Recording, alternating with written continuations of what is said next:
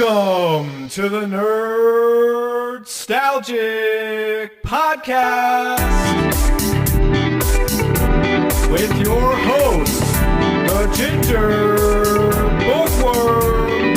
Nerdstalgic with the Ginger Bookworm. Nerdstalgic with the Ginger Bookworm. Bring us the girl and wipe away the debt.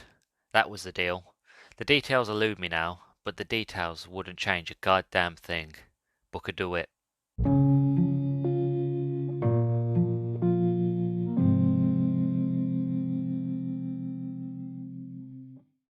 Howdy folks, and welcome back to another exciting episode of the Nerdstalgic podcast. I'm your host, Luke the Human. Hope you're doing well, hope you're good, as per usual. To get to business before we start, don't forget to follow me on Twitter at nerdstalgic_pod for updates and everything and anything that I am doing, playing, watching, and reading. Also, if you listen to this on YouTube, don't forget to like, comment, and subscribe and share. It helps me immensely. I'm currently at 85 subscribers as of recording this. Hopefully, it goes up by the time this episode comes out, but we will see. But yeah, if you can help me out, I would be greatly appreciated of that. So, today we're going to be talking about Bioshock Infinite.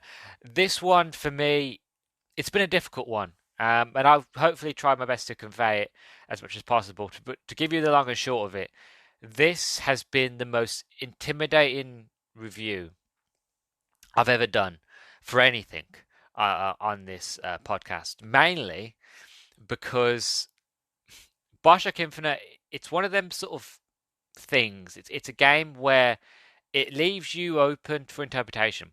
You know, the whole point of the game and the story is that it leaves you open to kind of what you think the story is or the themes or anything like that. That is what it is. You know, it leaves it very much open for personal interpretation. So that even though we all play the same game, we could have different thoughts and feelings of it. And that's what for me was most intimidating, because there's so many high concepts and there's so much sci-fi and there's time travel and there's Schrodinger's cat and then there's like different dimensions and different personalities and there's all the different themes that the story deals with as well. It is a lot. So I was very intimidated because I had no idea where to start. I completed the game. I played the game multiple times. I'm a big fan of the game. I love the game. But it was like, so where to begin? So this one for me has been very, very intimidating. But luckily for me, before this episode, obviously you're hearing it now later in June, but before I ended up doing this episode, I had a lot of the summer showcases coming up, and I had other reviews that needed to be done and recorded in the meantime. So luckily for me, I had a lot of time to properly sit down and think about, you know, how to structure this review, what I wanted to talk about, the points I wanted to mention, my experiences of it, my thoughts and feelings of it, as well as the production and the themes and the presentation and all the sort of jazz. So I finally managed to get around to doing that. So I really hope that you enjoy what I have to say about this game.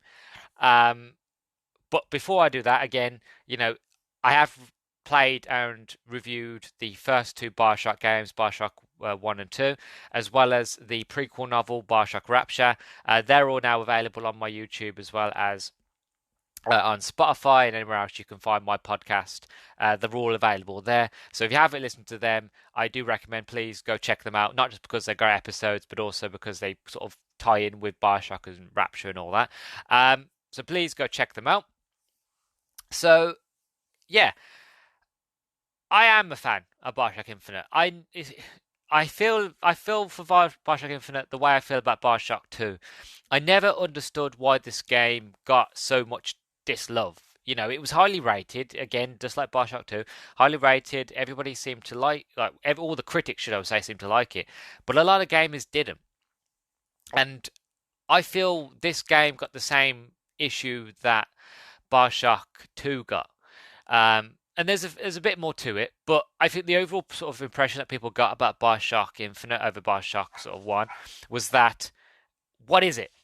You know, what is this game? What is it meant to be? You know, what, like, I don't understand it. Like, again, the hype is the thing is about hype, and I've said this many times, is that you hype yourself up and that you want something to be the way you want it to be, the way you have a vision of it in your head, right? The problem is that it's never going to be as good as what you interpret it to be, mainly because you didn't create it. You know, you weren't part of the creation process, so you had no sort of control in how something is turns out, whether it be a movie, a book, a film, a show, whatever. You have no control over it. You're just sort of on the sidelines, seeing what's being produced and seeing what has been shown in trailers and that sort of thing, and then you're hoping for the best. You're hoping for, I hope it does this, I hope it does that, I hope it brings back the thing I loved. And when you get around to playing it or watching it, you get disheartened because it's not what you wanted it to be. You know what I mean? So I feel like that's the same sort of issue with Bioshock Infinite. You know, that it and same as Bioshock 2 had is the fact of it wasn't what Bioshock 1 was. It was different, and people don't like different. You know, people don't like change. And you know, Infinite was incredibly different. It's no longer underwater. It's got enough. Well, it does have something to do with Rapture, but let's just say for this moment in time, it has nothing to do with Rapture. It has nothing to do with anything in the original Bioshock games. It's its own thing. Um, Also, what didn't help was the fact of, you know, I remember them myself looking at the cinematic trailers and the gameplay trailers that were released over the years before this game came out. Each time it showed something different. It showed a different idea, a different concept of what Columbia was going to be, what Infinite was going to be. You know, and I remember seeing in the gameplay, you saw things that Elizabeth was doing that was never in the main game when it came out. And that was due to sort of the limitations of power for the 360, PlayStation 3, and the PC at the time, as well as more realistic goals and not having the time to be able to make those things and bring them into reality and actually make these sort of new gameplay mechanics that they wanted to do, make it work. Which again, don't get me wrong, that version of the game looks incredible. But again, like I said at the end of my Bioshock 2 review, was a fact of instead of trying your best to hope for it being something that you want it to be, why not just take it for what it is and enjoy it for what it is? And if you can do that, you'll find more enjoyment out of most things in life if you just enjoy them for what they are. And for what Bioshock Infinite is, I always found enjoyment with it. I love it. I've played it multiple times. Granted, I haven't played it as much as I've played the other two, but I still find every time I play this game, I still find new things out. I still have new revelations. I still realize and find new details that I didn't spot the first few times I played through it. In terms of story, set design, level design, anything really. Everything is just done in such a way that it is like an onion. You know what I mean? It doesn't smell. It's actually a very sweet onion. You know, you keep peeling layers and layers and layers, and you find a new thing each time. And it's the same thing with Bioshock 1 and 2. When I replay those games, there'll be different sort of things that I will notice, different things that the characters will say, or how the levels design I didn't notice before. Little things here and there that will make me go, ah, I didn't notice that. That's that. And again, it's those things that make you want to go back to these games and make you enjoy them so much. And why again, Bioshock is so widely loved because it was so much passion and detail went into these worlds and into the creation of them that you could play them 10,000 times over and still find something new each time. You know what I mean? And that's the beauty of these games and this franchise. So that's how I felt when it first came out. You know, first came out, first played it on the 360. I loved it. It blew me away. Yes, it had nothing to do with Rapture, but I loved it for what it was. It's a solid FPS shooter. And again, as I've grown up, as I've matured, and as I've played this game over and over, again, as I mentioned, I've noticed new things. Even now, playing the game recently for this review, I finally figured out the whole sort of deal between Comstock and Booker DeWitt. And like I said, because this game throws so much at you, that again, each time you play it, you still, oh, I noticed that. I took that bit from when I first played it. I now understand what that bit is. Now I can actually listen to this other thing over here and this thing over here, next gameplay, and this thing over here.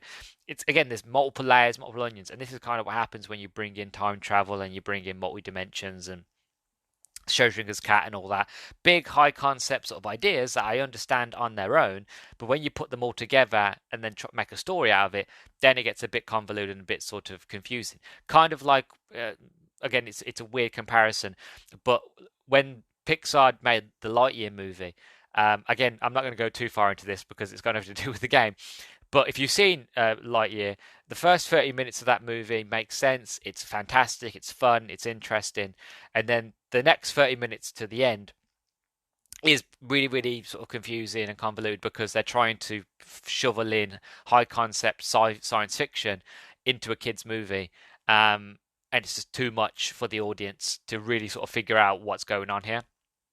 Me being somebody who likes science fiction and sci-fi, I understood what they were trying to do, but because I understood it, I knew that it didn't make sense. You know what I mean? And that's kind of the thing here with Bioshock Infinite, is the fact of I understand each one of those sort of concepts on their own, but when you try to put them all together, that's when it does get a bit sort of a bit convoluted. And I can see what, even though I somewhat understand it, I can see why it must have lost a lot of people originally. And I think that's sort of the issue with Infinite, is it's a lot of high concepts, a lot of high sort of ideas, and do they always pay off? No. But is it still a fun game? Yes. Do I feel like it deserved the sort of negative praise that it got? No, I don't feel like it did. And overall, I loved it. So that's kind of my thoughts and feelings on Infinite. Just going into this review, I generally had a lot of fun with it when it first came out, and I still have fun with it now playing through it. It's a fantastic game, amazing gameplay, interesting ideas and mechanics, and I'm going to try my best in this review to really break those mechanics down, to kind of explain not just how it's still a Bioshock game, but also how it differs and how it's different from its cousins, its brothers, Bioshock 1 and 2. And again, how I wish that they had made a novel for this game, because they did it with Bioshock Rapture. That book was amazing and explained a lot. I feel like if they had made a book, a prequel novel, I feel like, again, that would have explained a lot of things. Again, not everybody would have read the extended media, as proof as not everybody has read Bioshock Rapture, which I think I've changed that now. A lot of people in the podcasting space didn't even know the book existed, and a lot of them have told me that they've now gone out and bought the book or put it on their list of going to get it eventually. So I think I've changed that narrative now, which is good. But I feel like if they had done something like that with Bioshock Infinite, it really would have been allowed them to save face and be like, look, if you want to somewhat understand this world a bit better, here's the prequel novel, but otherwise, here's the story.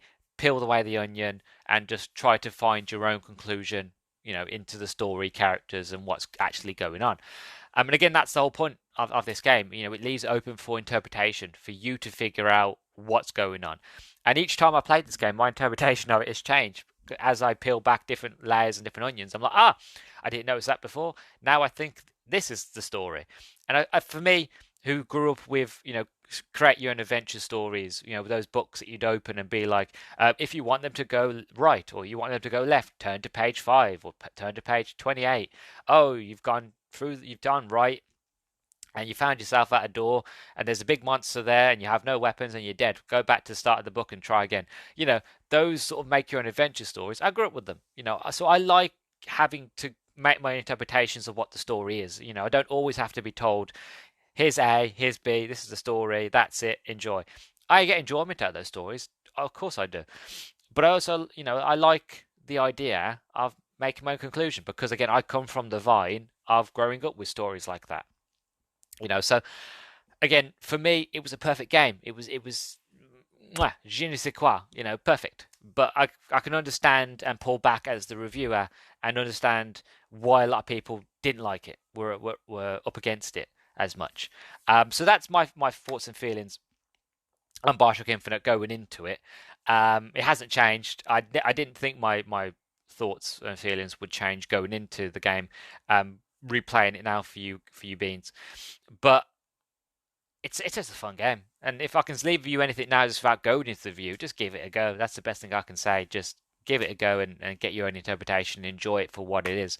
Anyway, moving on, because I've spoke too long on my own feelings. I got to go into proper reviewer mode. Now we're going to talk about the production. So, concept work on Infinite began in February 2008. 2K granted Irrational Games a great degree of creative and financial freedom to develop the next game. Irrational considered several settings for the game, including reusing Rapture or setting the story in the Renaissance period, before deciding on the floating city of Columbia. While the setting of a floating city would remain consistent, the time period, characters, and the story itself remained undefined as the team churned through different ideas. Designers and artists would sometimes spend months developing ideas that would be scuttled within minutes after priorities shifted or Levine changed his mind.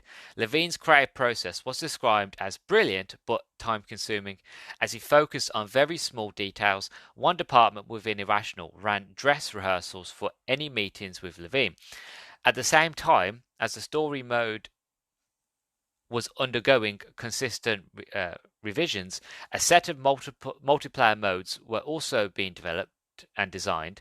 The first mode, Border Control, was a tower defense game intended to be set within the game's world. The other multiplayer offering, codenamed Spec Ops, would have been a cooperative mode with up to 4 players. Matches would take place on maps that would evolve after release, using environmental storytelling to beat Columbia's evolving civil war. But these modes were eventually dropped for a more tighter time constraints and due to wanting to focus more on the single player experience. So a lot really went into the sort of creation of Bioshock Infinite. You know, Irrational Artists had been reading Eric Larson's 2003 book, The Devil in the White City, which prominently featured the 1893 World's Columbian Exposition, which is like a World's Fair, and they turned Levine onto the book as inspiration. The setting was inspired by turn-of-the-century American culture and propaganda, with some of the artwork around Columbia was inspired and adapted from historical posters. By selecting the hypocritical date of 4th of July 1912, the team identified films to draw imagery from. The Music Man, Meet Me in St. Louis, and Hello Dolly were exhibited ideal views of Americana at the turn of the 20th century.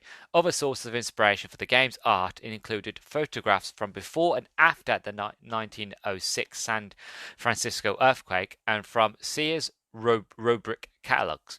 The bright open-air environments of Columbia presented a challenge for the team to keep aspects of the horror genre within the game. The developers took inspiration from Stanley Kubrick's The Shining and David Lynch's Blue Velvet in how to transform bright, sterile environments into something frightening. While initial designs of the Flying City were darker and closer to Art Nouveau, Irrational felt this made the game world too claustrophobic and too similar to Rapture. Instead, they decided on a brighter, expansive architecture and color scheme. Irrational designed the vertical and open-air spaces of Columbia to provide more opportunities to include various types of combat compared to the tight quarters of Rapture. 2K Marin assisted in building out the architecture and details of Columbia, given the much larger scope of the levels that previous Bioshock games didn't have. So that's kind of give you the idea, the production that went into it. Unlike sort of Bioshock and Rapture, instead of looking at more sort of, New York, shall we say, tower blocks, apartments, that sort of thing, very linear corridors. The idea was, let's do Rapture, but let's in the sky. Let's open up the skybox, both figuratively and literally, allow sort of the player to have a lot more freedom, a lot more open air, a lot more space, a lot to breathe, to move, which then opens more gameplay options so they can actually run around and do a lot more things and use vigors. And well, vigors are sort of the idea of plasmids in this world, and again use the skyhook, stuff like that, like more sort of inventive, creative sort of gameplay that you couldn't really do in Bioshock because it wasn't possible. That was kind of the idea that they were going for. And also they took the idea that, we want Columbia to be different than Rapture. Let's get the art design and make it a lot more big and beautiful, which they do. They do a fantastic job. This world is gorgeous, and I can't wait to get into the presentation and visuals of Columbia in a minute, because I've got so much to talk about there. But they really tried to make this different. They still took the idea of Rapture in the sky, but they made Columbia its own living, breathing world, and they do that perfectly. And I spoke about it nauseum in my first reviews for Bioshock 1 and 2 of how Bioshock is alive. It's slowly dying, but it's alive. The same can be said for Columbia. The only difference is Columbia is still alive, and they do it really, really well, so fantastically well. So I can't wait to get to talking about that one. As for the plot, so Bioshock Infinite is the third game in the series and takes place in the airborne city of Columbia in 1912, where the player assumes the role of Booker DeWitt, a disgraced ex-Pinkerton agent. Booker has been given the job of finding a mysterious and powerful woman imprisoned in Columbia since birth named Elizabeth, in order to wipe away his debt, and the story follows the unlikely duo as they journey to escape the flying city while discovering its twisted secrets. So that's kind of give you the idea of the story. And as the story goes on, it really starts to change. There's a lot more that really goes into it. It's set in 1912. Booker DeWitt arrives in Columbia, where he's pursued by authorities who recognize him as a prophesied false shepherd who will corrupt Elizabeth and overthrow Columbia. Freeing Elizabeth from her tower, Booker narrowly escapes Songbird. Commandeering an airship, Booker promises to take Elizabeth to Paris. When she realizes they are going to New York City to fulfill Booker's debt, Elizabeth knocks him out and flees. Booker awakes to find the airship under control of Daisy Fitzroy, who offers to return the ship if Booker helps her arm the Vox Populi. As I mentioned, there's a lot going in this story. There's a lot going on Bioshock Infinite.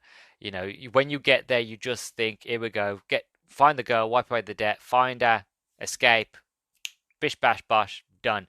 But when you get here, you actually find there's a sort of hierarchy. You know, there is a civil war that's brewing. It's kind of like, it is like Rapture. It is a civil war that's brewing between sort of the upper class and the Vox Populi. You find that there is things going on with Elizabeth that shouldn't be possible. You know, tears. You find that there are different dimensions, time travel, stuff like that. Like, this place is weird. This place is strange, and it adds to the horror aspects of it. Of like, everything is too clean, everything is too perfect. There's got to be something wrong under the hood. And then, as again, like an onion, as you sort of peeling away the layers, you see the rot, you see where it's bad, you see the parts of that you don't see on like it's like a sponge cake. This time it's for the flavor, but there's also at its core it's rotten. You know, so it looks beautiful on the outside, and then you cut into the cake, and then your first few layers are lovely, but the closer you get into the core, into the middle of this cake, you realize that it's raw, that it wasn't cooked all the way through, and it's going to make you sick if you eat too much of it. You know what I mean? It's going to corrupt you too. And that's the kind of thing about this game and its plot. You know, it's very dense, it's very thick, it is an onion. You know, I know I keep going back to an onion, but it's the only thing I'm just quoting Shrek here. So all I can keep thinking is like, ogres have have layers. You know, there's lots to us. We just make you cry and we smell. You know, I'm going to try my best to get away from the onion analogy, but that's what I'm trying to get and come across in this introduction, is that there's a lot to this game. There's a lot that went into the production. There's a lot that goes into the story. And as you're going to find out now, when I go into everything else that goes into actually making the world of Rapture, you're going to realize how much of an onion, how much layers this world has. It has a lot. It's at times I would say it feels a lot deeper than Rapture, which is very ironic considering, you know, Rapture's under the ocean. It's as deep as you can get. But no matter how high you go, you can still be very deep in concept and ideas. So, without further ado, let's get into the presentation and visuals of Columbia, shall we?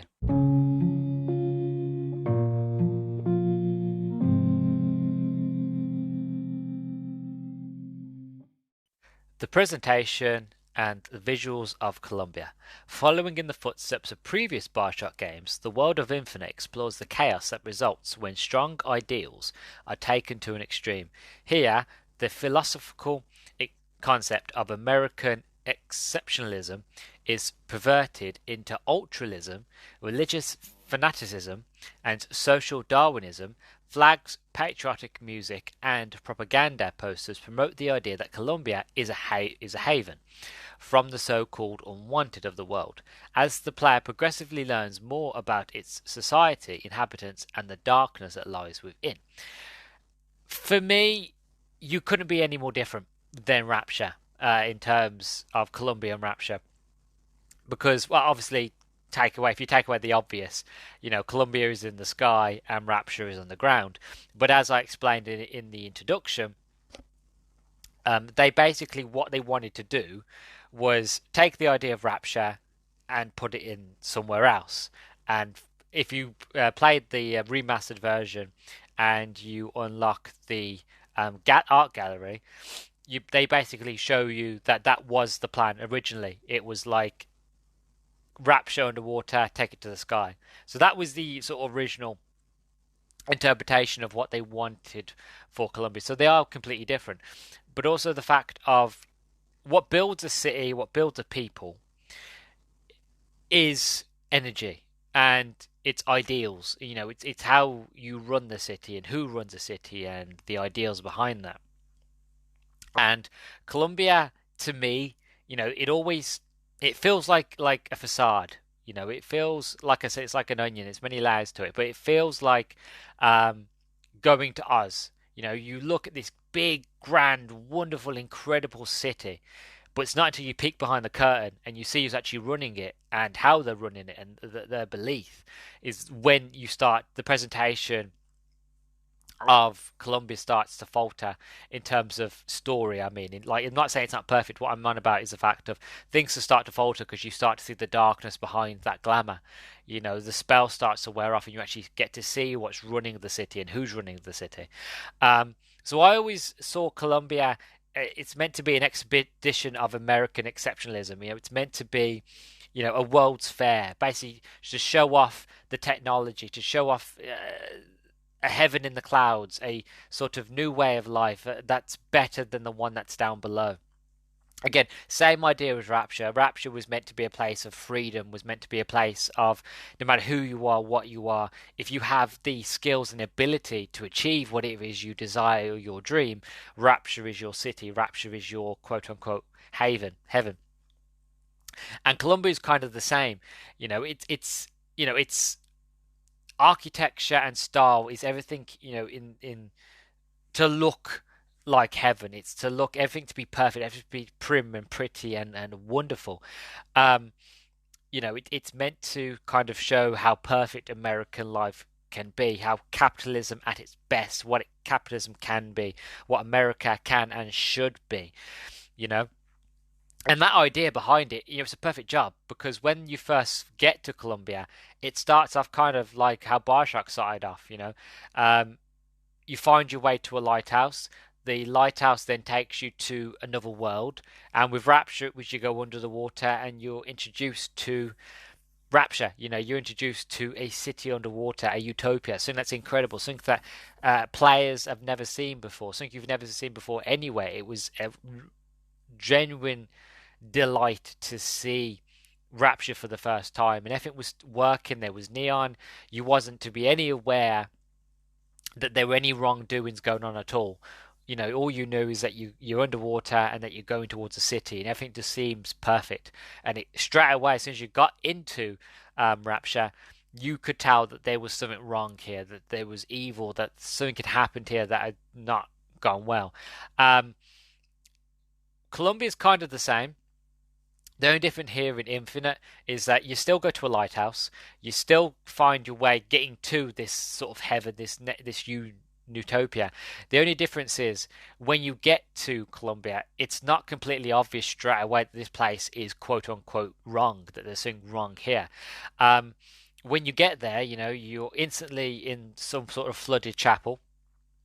You look around and you see there are a lot of religious sort of what they're called mosaics upon on the walls, of this prophet, of this man and a woman and a child. And as you look around, there's candles and the music's very somber, and you don't really know where you are. All you know is what you've seen when you first come up into the clouds and you see this city. But again, you don't really know what it is where you are. And it's very slow, and you go through and you see these people that are worshipping these prophets, and you don't know at first that it's is religious fanaticism. You just see it, or even as a cult. Even it's very much just a very religious sort of vibe. There's nothing bad or negative against it. I think it's just very peaceful, very tranquil. And to get into the city, you need to be baptized. And the whole idea of baptism is to be cleansed, is to be cleaned, is to be reborn anew. a new person, a new entity, a new being, so on to speak.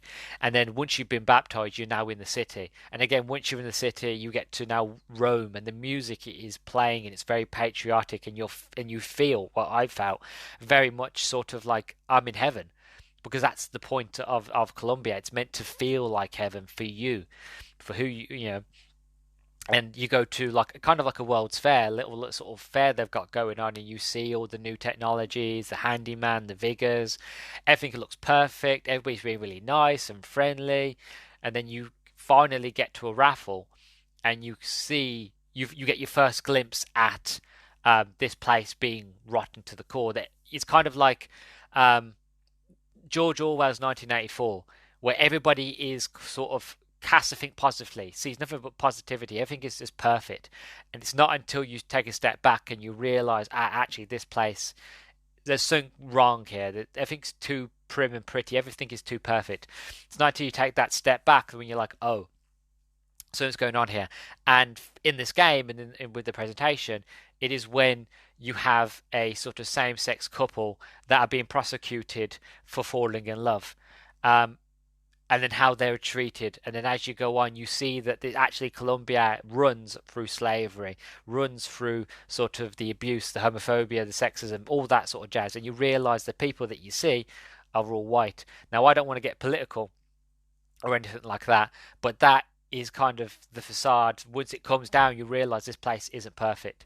And that as the game goes on and use the idea of going to different dimensions and time travel, that you start to see that like the choices that you make, and you get to see the Civil War break out, and how the Civil War affects Colombia, affects the people, and that the people who were sort of in the rebellion, the Vox Populi, how they're not as good as the people that ran Colombia in the first place, and that Booker's and Elizabeth's meddling, have they made it better? Have they not made it better? So the presentation in this sort of Colombia in this world is very much the fact of that sort of philosophical sort of American exceptionalism that began the ideas of the land. That our gods, our prophets are Benjamin Franklin, are George Washington, and the other guy, um, the three founding fathers. I can't remember the other guy, but the other bloke.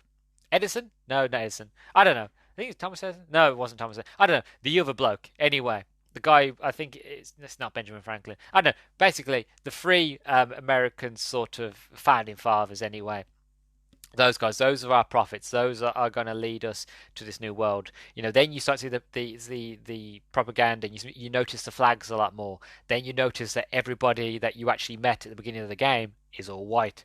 And then you're like, oh, this place is not ours after all. This place isn't heaven. And that's the presentation that this game starts to show you, is the fact of the Colombia is not the beacon of hope. It's not the patriotic sort of heaven as you would know to think.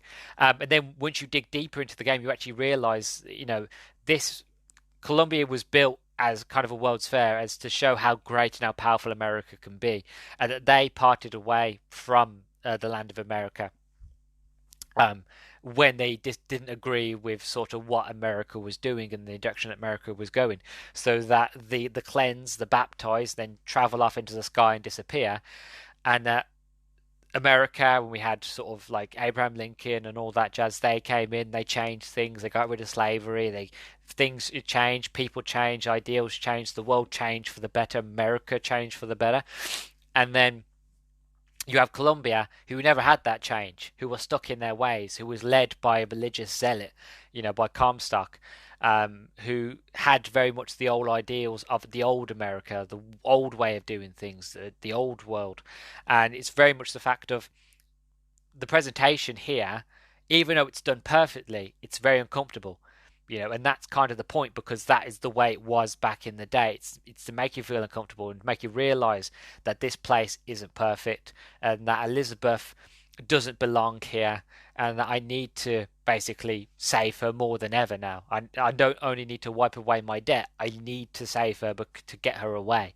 And Elizabeth is the same thing. When you meet Elizabeth, she is very naive. She's very much of like she doesn't know where she is.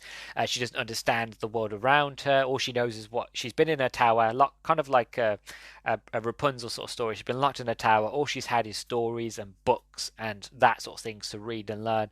Apart from that, she hasn't really had anything else, any sort of outer world experience. She's never really spoke to anybody in her life. So when she gets into Colombia herself, she's again like she's naive. She's like a child. She's like, "This is amazing. This is beautiful. This is incredible."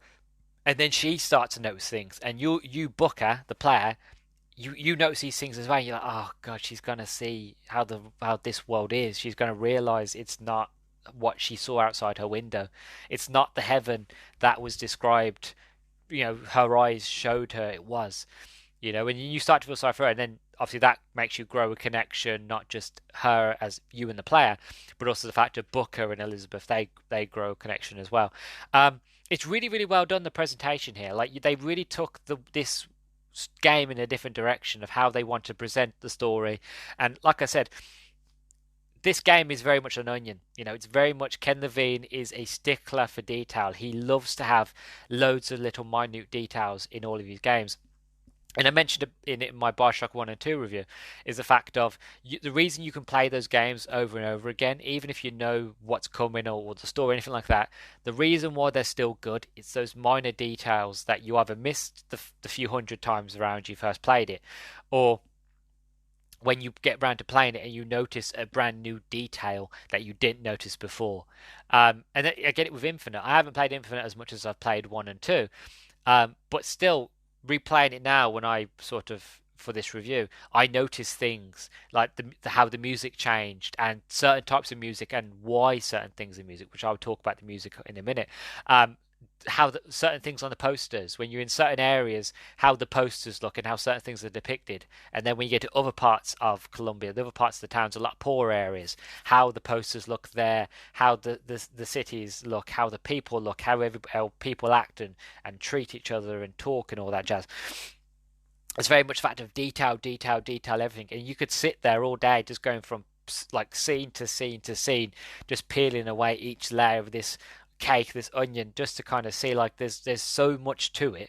And that's not even adding on the time travel. That's not adding on the Schrodinger's cat, the paradoxes, the different dimensions, all that jazz, all the science fiction that this game goes into. Like even now replaying this game for the review, I finally figured out the whole sort of connection between Comstock and Booker DeWitt. I know it sounds crazy because I played this game now at least 5, 6 times. I think this is the fifth or sixth time I played it, but I finally understand the connection between Booker and Comstock. And the reason is because again there's so much detail that it does get overloaded. And as I said in the introduction, I feel like because there's so much in the presentation, there is so much going on. You've got the political stuff, you've got the religious stuff, you've got the social Darwinism, the racism, the homophobia. You've got so much going on, so many different themes, as well as sort of the science fiction. And you also basically, it's a really good first-person shooter, and you've got the vigors, you've got the weapons, you've got so much overload, and it's so taken aback and away from what Bioshock and Rapture was, that I can see now again why people kind of, I know it sounds a bit contradictory, but why so many people kind of sat there and went, this is not the game that I was expecting, or this is not sort of the Bioshock that I know and remember. You know what I mean? But again, I don't feel like that's a bad thing. I feel like we need more stories to make us feel uncomfortable. I say it all the time with books. If a book is banned or somebody tells you not to read a book, that's when you should read it. If a book makes you uncomfortable, there's a reason it makes you uncomfortable, and that's a reason to keep reading. So if a story has uncomfortable themes, or that its presentation or anything like that, that's when you should actually play it more and sort of look into it more. But even through the uncomfortableness, there is so much to this, and I feel like if I played this game more and more and more, there'll be more that I wouldn't be able to notice, because Colombia, it's alive. It's like Rapture. It's a living, breathing world. The only difference is when you get to Rapture, when you go into Bioshock 1 and 2, the civil war is already ended. The people are already dead. Those that are left are husks of their former selves. They are drug addicts. They are people who are losing their mind. They're crazy. Whereas when you get to Colombia, it's still alive. It's still there. The people are still living. It's a still living, breathing society. So when you get there and you start interfering and changing things, um, you start to see through the cracks. You start to see how people are, how they act and treat each other. You start to, you get to see the beginnings of a civil war and how the civil war breaks out, and you get to see things from different sides. You get to see why the Vox Populi are fighting, and how that the leader isn't that as perfect as the leader makes themselves out to be, and that the leader is not that great. And again, that leads to Elizabeth having her own sort of character arc that really changes her, character arc completely. But also you get to see it on the side of Comstock and their side of it and what they're trying to do as you go from different dimensions. And there's so much to it, that the presentation, there's so many layers that I love this game so much, because again, the reason why I love Bioshock 2 was because it gave me more of what I loved. It gave me more narrative, it gave me more story, it gave me more of the world that I enjoy. When Bioshock Infinite, it gives you more of sort of, it takes the gameplay and improves upon it. And this game on its own is a fantastic, amazing, I would say almost perfect first-person shooter with the shooting and the skyhooks and all that. And I'll get into that in a minute. But it gives me more of a world that is far attached from my own, for an existence that is far attached from my own existence. It gives me a sense of being able to role play in a world where I don't fit in at all, and that the times have changed so much, you know. So I feel like the presentation of the game and the visuals of Columbia were all done perfectly, and I feel like this is what defines Infinite for itself. Really, is the fact of how much detail is in the presentation. But again, I can understand why so many people played it for the first time and thought this isn't Rapture, because it isn't Rapture. It's not meant to be Rapture. Yes, originally the idea was let's put Rapture but in the sky. Yes, that might have been the original idea. And from looking through doing my own research, I did find that originally they had planned for Colombia to be a lot more darker, a lot more sort of New Orleans, sort of Rambo, sort of that sort of thing. Um, but they decided to make it a lot more World's Fair, a lot more bright, a lot more colourful, a lot more sort of prim, proper, and perfect.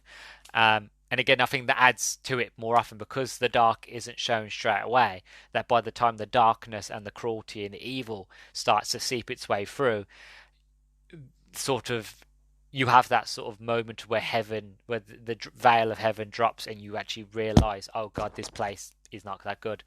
So I know I've gone on for the presentation a bit more than I would have liked to, but there's a lot to say about how much this world is presented to the player, and I could go on for probably even longer than this, but I'll end up just repeating myself. So I'm going to stop here and move on to the sounds and feelings of Colombia.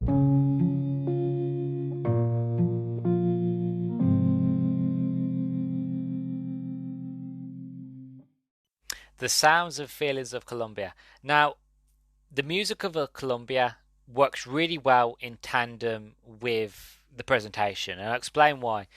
As I mentioned in the presentation, there is a lot of patrioticness. There is a very much of American exceptionalism. There is a feel of pride, and the music made me feel very. The music is very American, but it made me feel very patriotic and very American, if that makes sense. Which is funny, which is funny and weird, because I am not American, but it made me feel proud to be an American, if that makes sense. The music is done in such a perfect way that you feel the pride. You can feel sort of, you can feel that this world, that this idea, this concept of Eden, you can feel it humming. You can feel its vibe. You can feel what the people in this world might feel when they hear this music. This feel of this, I am in heaven. Where I am is perfect. I don't need to worry about anything else. I am happy. I'm cheerful. Everything is just very sort of perfect. But as we all know, in real life, there's no such thing as perfect, and that eventually, when that veil comes down, that's when sort of you see the world for what it really is. And it does, when you play through this game, there are moments where you do get sort of when the veil comes down and the heightened tension and the music as the game goes on, the patrioticness starts to go, and the music becomes very sad and very somber. So the more deep dive into darkness you go, with this story in this world, and you go from different dimensions. Each dimension has its own soundtrack, by the way, so you won't hear the same music in one reality that you will in another reality. So it always changing. uh, and I love that idea that if you're in a different world, even though it's the same world, it won't sound the same as the one you were last in. That there were people there that might be the same as the other dimension. I know it's going to get a bit confusing, but in that dimension they made a different choice with music, and then it felt different. Or they never made music in that dimension at all, and somebody else made the music in this dimension, or wrote it and sung it and whatever. You know what I mean? Like every time you go to a different dimension, different reality, the music changes. The feel of the world instantly, as soon as you go there, you can tell that this place is different than the last because you can feel it in the music. And I always go on about music. That's why I always make music its own section whenever I do game reviews, because the music helps bolster whatever is there. And if you're going to have a game which is already quite sort of confusing as it is when it comes with dimensions and time travel and stuff like that, to best make sort of the characters feel like they are sort of going somewhere that's quote unquote different, as well as showing us that, make us feel that. And the game does it by going from somewhere that's very patriotic to somewhere that is very sort of somber and sad.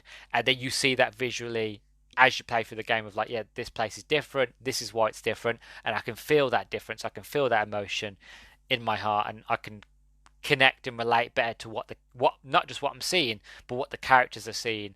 And then from the characters' interactions and how they talk and understand and take everything in, I can best relate to them, and it all again works in tandem with each other. So here, fantastic, incredible sounds of Colombia. They did a fantastic job of just making again Colombia feel real, but also again I use that word odd. The reason is because odd is perfect to describe Colombia. As I mentioned in the presentation and visuals, Colombia is odd. It's a very, very odd place. It's not just the fact of that heaven and that facade of this place that's pretending to be what it isn't, but also the fact of Colombia is odd because you have the science fiction, you have the tears, you have sort of moments where you'll hear music that you shouldn't hear. And the best example for that is actually right at the beginning of the game. So when you start the game, you'll hear a song that is played by a barbershop quintet. It's almost at the very beginning of the game, as soon as you really get into Colombia, and it's a song that you'll only really know what the meaning behind this song. And I don't mean the meaning of what the song is, what it says, of the meaning of when the song was made or anything like that. You'd only know it unless you was a song buff, that you was into old-fashioned music and that sort of thing. Otherwise you wouldn't notice this, and this would be again another detail that's there, but unless you know what to look for, you'll miss it completely. But as you're going through the song, you'll meet a barber shop quintet that are singing the song God Only Knows. And that's fine. Some players might hear it and stop and listen, and some players might hear it, go, oh, that's interesting, keep moving on, or some players won't even take notice at all and just sort of push on through the game. Because all players are different. You know what I mean? Everybody's experience playing a game is completely different. But for me, being somebody who was brought up around old-fashioned music, and as I've gotten older, my tastes have matured, and I've learnt a lot more about old-fashioned music and that sort of thing. All thanks to my grandparents and playing Fallout 3 at a very, very young and impressionable age. I didn't notice this at first, but I noticed it on a sort of recent playthrough, not this one, but my last playthrough that I did a year or two ago on my own, was that Colombia, the world of Colombia, the world of Bioshock Infinite is set in 1912, right? The song God Only Knows is by the Beach Boys, and that song didn't come out until 1966. So again, I remember when I first realized that, and I was like, hold on a second, how is it that this song that's from 1966 is being played quite well and quite, perfectly? There's no words changed, anything like that, in the year 1912.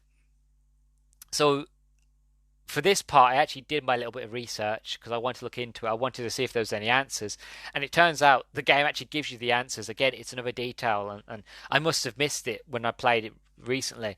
But apparently, Albert Fink, who is basically the sort of big inventor, industrialist bloke who made all the biggers and all that in Rapture, I mean not Rapture, sorry, in Colombia, Albert Fink gained great success as a composer in the city after discovering shimmers of light that provided music from other artists in different time periods. He made his own covers of famous songs in the style of the era of 1912.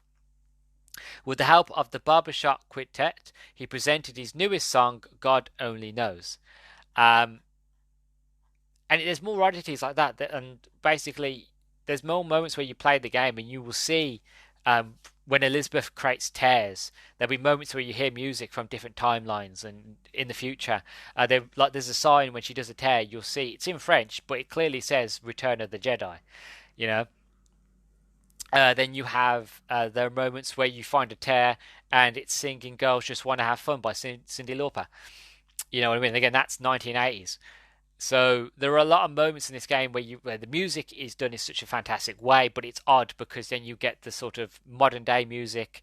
Well, not modern, but more modern than the 1912. So you have that, as well as when you go to different dimensions, the music changes and the emotions change and your feelings change, and you're constantly on your toes with this game in terms of music, presentation, visuals. I haven't gone properly into the gameplay yet, and I come back to it. I can see now why people were so on the fence about this game, and I know I keep repeating myself here, but I understand now. I get it. You know, I really do understand it properly. Um, but I still love it. I still love Infinite, and I feel like it's an underrated gem, and I feel like a lot of people should really give it a go. And that's my point here. And as I said in the introduction, that's my point here of trying to explain to you what this game is, but explain to you why this game is so special, and that it deserves. Again, it deserves, like Bioshock 2, it deserves a lot more love and appreciation than it gets. You know. So that is sort of the sounds and feelings of Colombia. Next, we're going to be looking into the skyhooks and the way that you traverse and travel around Colombia and the differences behind sort of how Rapture was very linear and how Colombia is very vertical, that you can traverse the world in loads of different ways and find ways around and new ways of combat and gameplay. So that's the next section that we're going to be looking at, the skyhooks and new ways to travel around Colombia.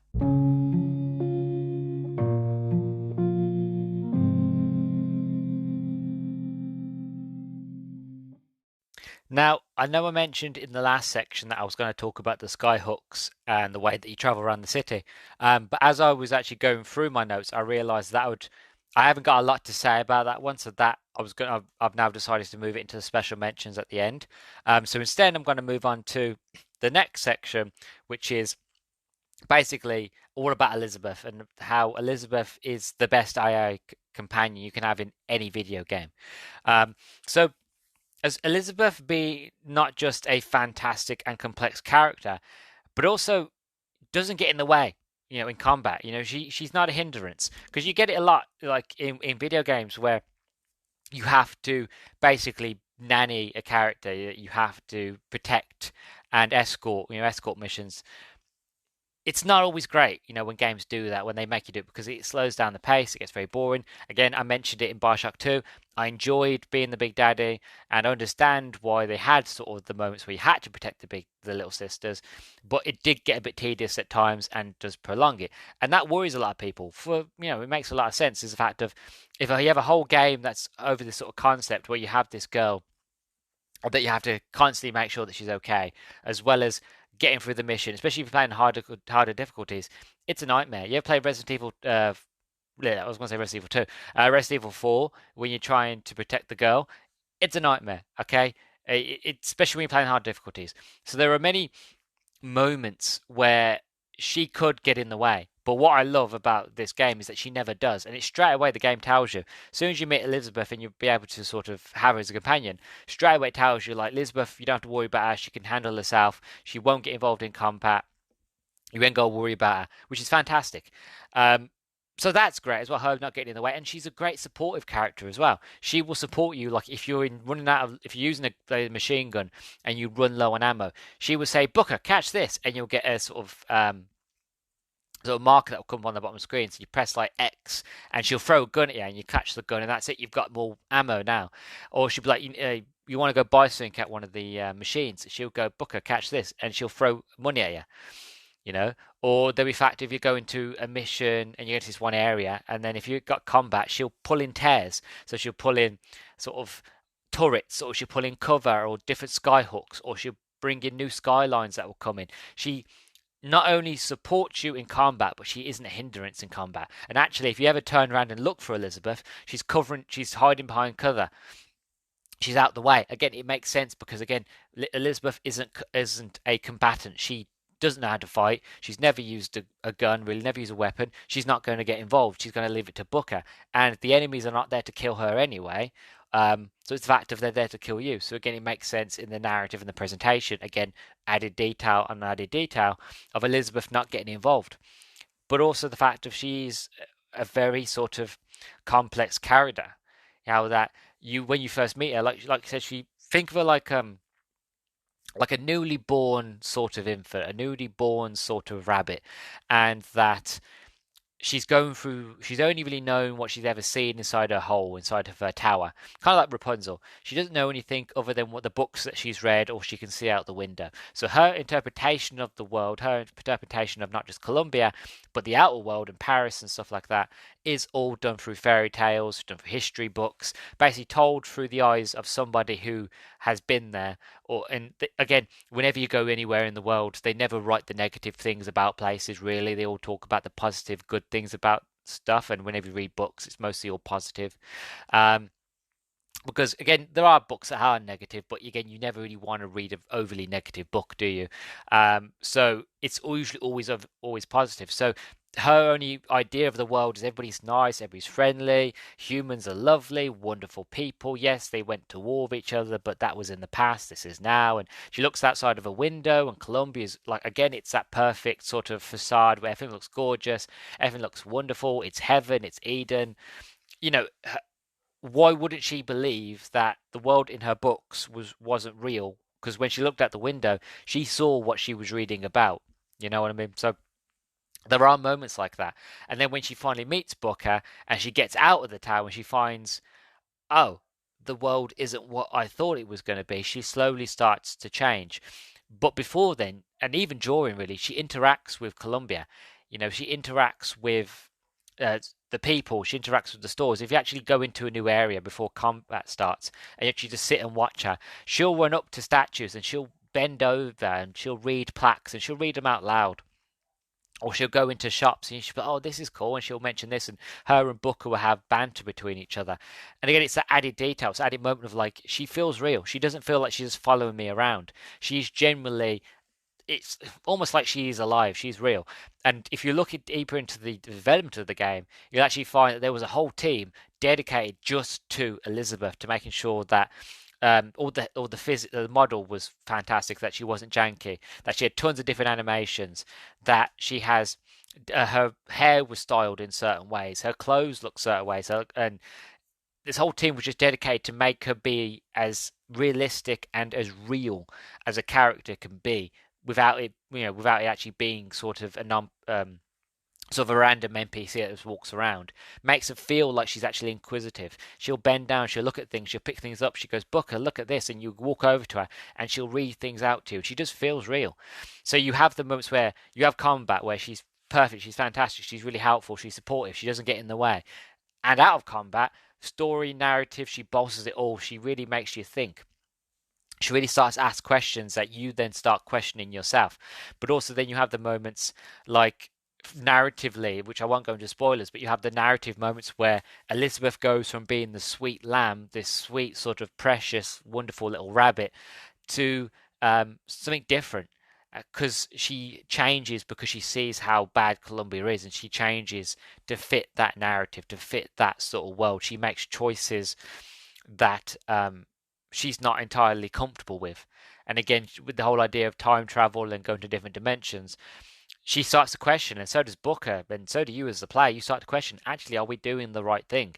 Is her abilities, yeah, it's helpful, but are we making things worse by going to different timelines, going to different dimensions, and meddling, really, making time paradoxes and stuff like that, messing with a power that you do not understand.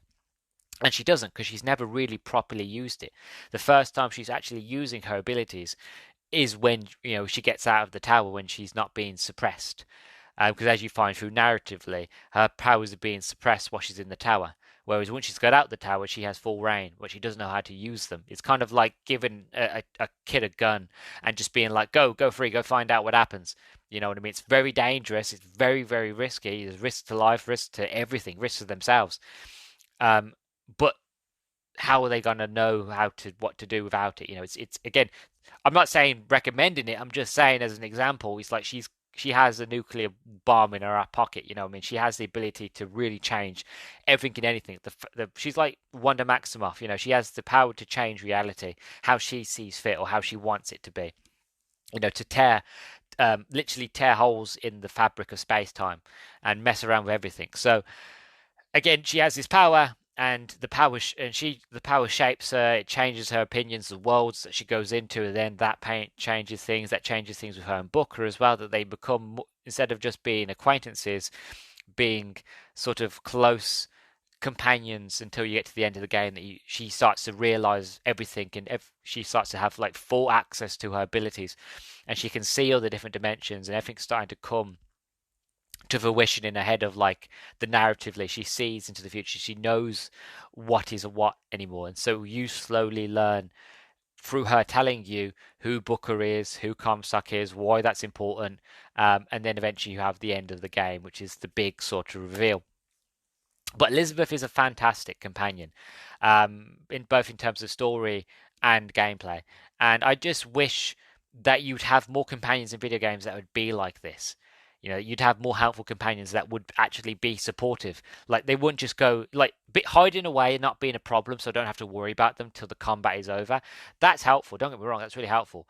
But for a companion to be like, I can't fight, but I will support you if you need ammo. So if you need ammo, instead of me having to run around and loot bodies to get ammo or look for tears that are going to give me ammo, if I need ammo if I need salts because I've run out of plasmid juice, vigor juice, she'll go, hey, here you go, and then she'll throw me one.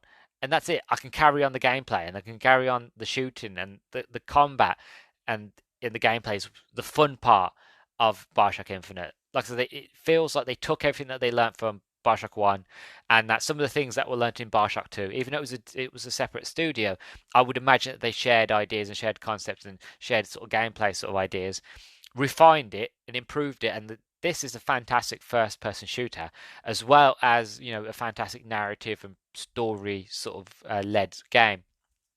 And Elizabeth really holds a candle to that and really supports that, and really makes you, when you actually start playing the game, you appreciate her help a lot more, because the game does get harder, as Bioshock 1 did. The further you go into the game, you start unlocking more plasmids, unlocking more weapons, and that means because you have more, sort of, shall we say, more bells to your whistle, the enemies are going to be a lot harder. They're going to hit harder. You're going to get hit by a lot of enemies, and there's not going to be a lot of ammo around. There's not going to be a lot of salts and stuff around, especially the harder difficulties. You're going to find less and less sort of things around to help you. So having somebody like Elizabeth around, who's going to throw you things that you need, who's going to throw you money so you can buy up new upgrades, so you can buy health, you can buy salts, who's going to throw you weapons if you run out of health, run out of ammo. All of this comes in tandem, and it just works perfectly with the presentation and the gameplay. And in my opinion, I would say Elizabeth is not only just a fantastically complex character, which I will get into how much more complex she is when we get to Burial at Sea, which I will make that its own sort of review, deep dive, because that is like its own game in its own, really. But also the fact of just how fantastic she is in terms of gameplay. So I just wanted to mention Elizabeth because she is just so deep, and they did such a fantastic job of this character, that if they were to make Bioshock 4, have it doesn't have to be the Elizabeth that we met in Bioshock Infinite, or we played as in Bioshock Burial at Sea, it could be a completely different Elizabeth from a different dimension, because we know there are other Elizabeths in other dimensions. So we could have Elizabeth appear in there. Maybe Elizabeth with Tenenbaum. I don't know. Or maybe we play as Elizabeth in the next Bioshock. I don't know whatever they decide to do. But I would just love to see more of her. Now it's been set up who Elizabeth is and what Elizabeth can do. And again, the Burial at Sea DLC and how that links into everything else. No spoilers, but how much that game links into everything else. It's going to be something that I hope that they carry on to break down her character a lot more, to make her more complex. And again, this is why I come back to the idea of I wish there was a book, or wish there was like a comic or something, just to give me more time with the character, to give me more situations of her going on different adventures after the game and seeing what she does and where she goes and all that jazz. And I would love to see more of that. So yeah, I just wanted to mention Elizabeth. The next section will be about the new vigors and the weapons of Columbia.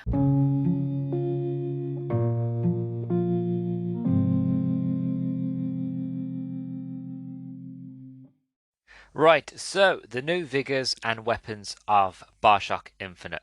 Now, as I've mentioned, and should be relatively obvious by now, Bioshock Infinite is inherently a Bioshock game. Yes, it's different in scope and in themes and all that jazz, but it is very much at the heart a Bioshock game. You have a weapon and you have a plasmid. The only difference in this game, it's not called a plasmid, it's called a vigor.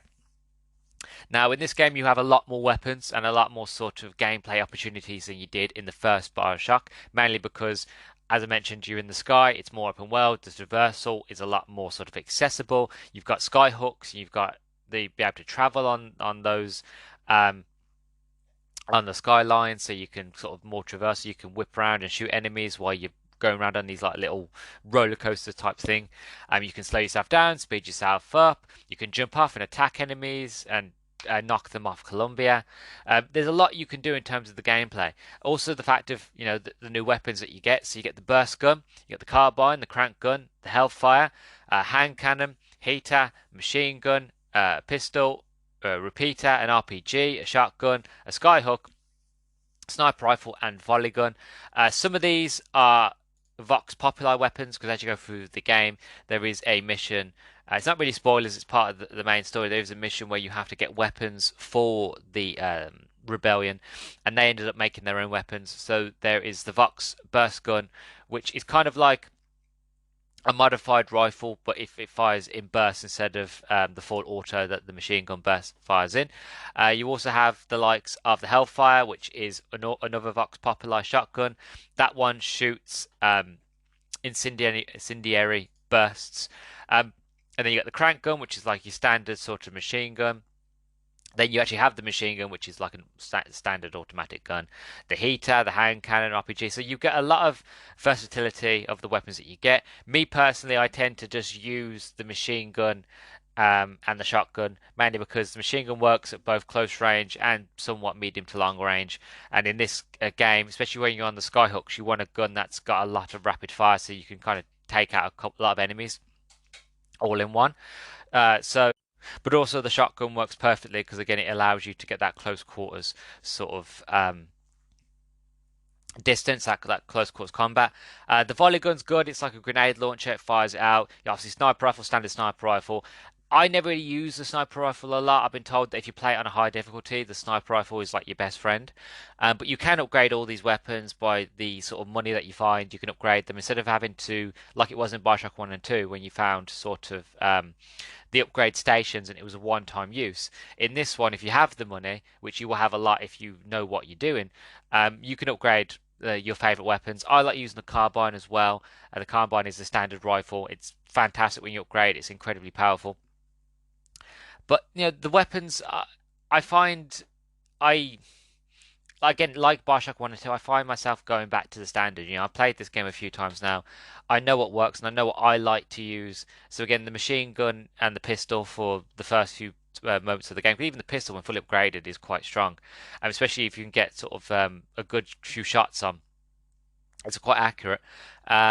But yeah, most of these all have, I think most of all have an achievement in the game on the Xbox to basically get a certain amount of kills with them. So there is a reason to use them all, which I did. I used them all. The crank gun's great, but you only have like a limited amount of ammo for it, and once it's out, it's out. You can't buy any more ammo for it unless you take out another sort of, I think it's called the Prophet sort of big robot sort of. Is it George Washington? Yeah, George Washington sort of big robot things with these big crank guns. So it's a bit of a nightmare, but they are incredibly powerful guns. The hand cannon is great, but I find that if you have the pistol, I don't really have any need for the hand cannon. The hand cannon is kind of like the Colt 45, that sort of thing. So that's the weapons. As for the vigors, it feels like there's less. There's less sort of vigors, less sort of plasmids than there wasn't in the prior games. You've got Booking Bronco, Murder of Crows, Shock Jockey, Devil's Kiss, Possession, Charge, Return to Sender, and Undertow.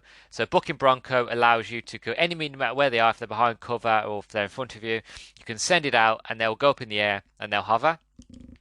And if you shoot them, eventually you get enough damage, it'll slam them to the ground. It'll either kill them outright or it'll do a massive amount of splash damage. Or you can upgrade it where it lifts multiple enemies in the air. It's absolutely fantastic. What I love about this game as well, that you could in the first Bioshock, but there was no real reason to do it. In this one, you have combinations. So you could use Booking Bronco with Undertow. So you can have a bunch of enemies in front of you, push them up in the air, get Undertow, and just jet them off Columbia with water. Different things like that, or you can use Undertow and cover enemies in water, then you shock jockey and electrocute a huge effect of enemies. There's loads of things you can do. Murder of Crows, kind of how it sounds. It's kind of like the bee swarm that you get in Bioshock 1 and 2. This time it's crows, and you send the crows out, and the crows will just peck people to death. And sometimes it could be, depends if you upgrade it enough, it can either kill enemies quite quickly, or enemies that are killed while under the effect of Murder of Crows will turn into traps, so that any enemy that gets near them will be affected by Murder of Crows. So it's quite useful. Shock Jockey, as you would imagine, and you're probably going to guess, I use this the most mainly because I just love electrocuting enemies. I did it in Bioshock 1 with the shock bolt. I did it here with Shock Jockey. I love it. It's one of my favorites, and it's just fun just to electrocute enemies. It just really, especially in this one where you electrocute them and the heads explode. It's just fantastic. Devil's Kiss, again, it's you can set fire to enemies. You can sort of send fireballs to enemies that'll burst, and you have like a scatter sort of cluster, so a wider effect. You've got Possession, which possesses enemies and possesses machines. So you can go to sort of it's kind of like hacking, but not hacking. So you can go to machine, you can possess it, and it will drop out all of its money. So then you can use that to then use it on the machine itself and get sort of buy things on there. You can use it for the automatic turrets, so you can possess them, and for a few minutes they will sort of help you out and take out the enemy instead of trying to take you out. Also, you can use it on other enemies as well, so you can possess enemies and they will fight for you again for a minute amount of time. You can upgrade it so that after they've done being possessed, they kill themselves. So there's different sort of upgrades that go with that. You've got Charge, which I never really used.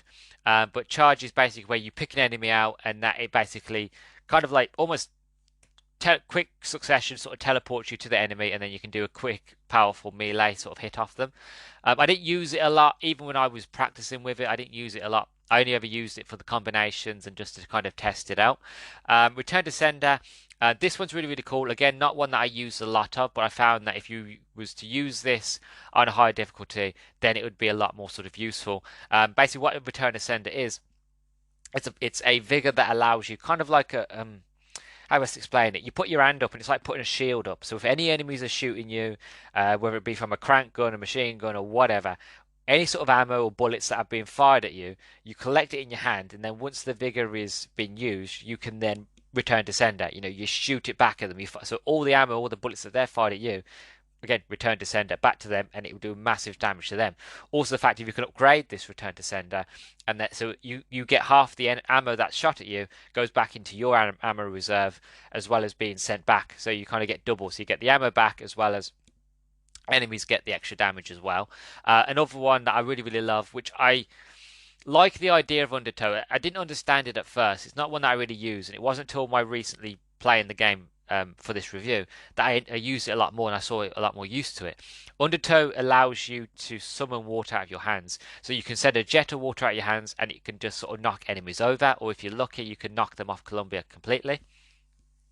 Or it can be used as a way to kind of get an enemy.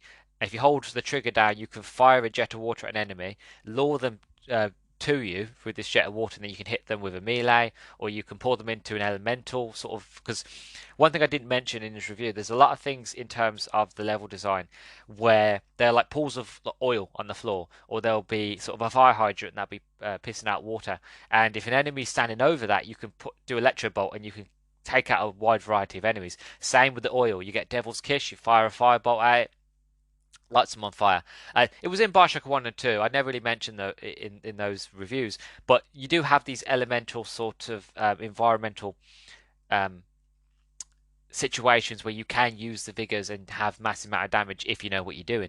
And I did that a couple of times where I would get enemies, especially when I upgraded, where I'd be able to grab and allure a few, say like 2 to 3 enemies that was near me, pull them towards me. They're a bit dazed. Once they're over the water or the oil, I would just electrocute it or set it on fire, and they would set ablaze. And the game allows you that experimentation, and this is again what I love so much about the gameplay in this game. What people really tend to overlook is the fact of, when you get the option to fly around on the sky rails and launch yourself off them and attack enemies with a really powerful melee attack, you have the chance to actually use your weapons while you're going around. You can use your rifle, use your pistol, if you're really good shot, you can do one hit shots with your sniper rifle if you know what you're doing, if you're pretty good. But the point is, you get the opportunity to do these different things, to be creative, not just to go into a level and like, all right, I've got my gun, I've got my plasmids, I'm just going to go crazy. You can, and on the easier difficulties, you can sort of easily just do that thing. But one thing what I love about playing games on higher difficulties, it allows you to go, hold on a second, let me sit here, let me think about my situation, let me think about what's available to me, not just through Elizabeth, through her helping me, and what tears that she's got available, but also where are the sky hooks, where are the freight hooks, where are the sky lines, where can I jump on and where can I get around, where can I get to a vantage point, where can I set traps? What vigors will be needed here? What weapons would be best suited here? Like if they've got the high ground, I've got the low ground. Would it be best if I have a sniper rifle and I can take them out? Same, vice versa. If I have the high ground, they have the low ground. We all know Star Wars. We all know that having the high ground is the better option. But again, it allows you to think about that. It's something that Bioshock 1 and Bioshock 2 didn't really give you the opportunity to, because everything was so nitpicking corners that, again, I mentioned this in my last 2 reviews. The reason I use Shock Jockey so much, because you're so sort of in Bioshock 2, they kind of open the levels up a little bit more, but in Bioshock 1, especially, like, because you're in very much corridor to corridor most of the time, you haven't got the momentum to really sort of stretch out. It's kind of the very fact of loads of enemies are coming towards you. You've got to stun them as quick as possible. It just makes sense that you'd electric bolt. A lot of enemies would get stunned, electrocuted, and then you would just shoot them, and you take them out that way. But in this game, it allows you the more freedom, and this is why I enjoy the gameplay so much in this game, is that you just have the freedom to be a lot more creative, to have fun.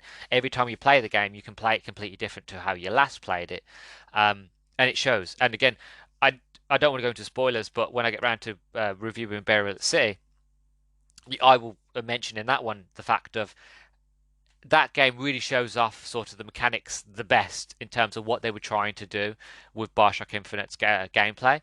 And I will talk more into that when I get to it. But that game, or shall we say DLC, really sort of shows how well the gameplay is here, better than it actually does in the main game itself. So there's a lot going into it. Also, I hadn't even mentioned that you get gear now.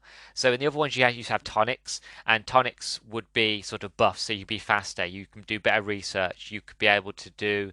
You could have like electric skins. So if enemies would hit you, they would electrocute themselves, and then that would give you a chance to react quicker. Stuff like that, or armored shells, so you take less damage. These sort of things. These tonics make the game a lot more easy, a lot more fun. In this game, it's a bit different. They have hats, shirts, pants, and shoes. So for as you're playing through the game, you'll find like a hat that will give you sort of a buff. So, for example, if I remember correctly, there was one that I wore all the time, which was the fact of this hat that I wore increased the magazine size and all my weapons by, I think, 10 or 20%, which is really helpful, especially when you're playing hard difficulties. It's harder to find ammunition. The more ammo you have in your guns, the longer you're going to survive. I liked it. I like the idea of it. I like the idea that you could find different sort of clothing, and that gives you buffs and gives you different sort of benefits and that sort of thing. The only downside I find is it's a first person shooter. You know what I mean? Like you never really see what Booker's wearing. You might, depends if it's like a cinematic or like sort of in-game sort of cutscene. You might look down and you might look at your hands and might look at your clothes, but again, it's always the same. Booker's always wearing the same clothes, so I never get to see my new fancy hat that gives me this ability. I never get to see my new fancy shirt or pants or shoes. I like the idea behind it, but I don't know why they had to change it. Me being a stickler, being an old fan, I would have said just keep the tonics. You already have the plasmids. Yes, you've changed the name to Vigors. Why don't just keep the tonics instead of tonics, just call them snake oils? You know what I mean? It fits in with the whole sort of new age, sort of new patriotic America. That especially during the end of the 1800s as well as the 1900s, you had snake oil salesmen. If you played Red Dead Redemption 1 or 2, you know what I'm talking about. Just change the name from tonics to snake oils or something like that. Look at that, just came top of my head. You know, it's I don't know why they had it because again, you don't really see the benefits of it. But again, I like it's just nice it to be there. But again, it's a bit silly. But at the same stage, it's the fact of it helps in gameplay. So it is what it is. But yeah, that's mainly it really. As I mentioned, for me, I mostly just use the machine gun and the either carbine or shotgun for most of the game. And I just, in terms of figures, obviously I always had Shock Jockey with me, but I found that as I played through the game, as the game got more difficult, because these games do, you get more plasmid, more vigors, more access to weapons, and you upgrade them as you go on. The game will inherently just get harder because it has to, because you're becoming a bit too overpowered. So I always found that Shock Jockey was great because again, it works just as perfectly as it did in Rapture. You shock an enemy and the heads would explode, but you could upgrade it so it could have a wide arcing, so it would shock multiple enemies at once. And then you'd have Murder of Crows. I would use that so that if I ever been sort of pinned down, I could send Murder of Crows out. That would distract the enemies, and I would just sort of shoot them down, or I'd shock them, and I'd get a combination. So I didn't even have to use my ammo. I could just Murder of Crows. They're all panicking.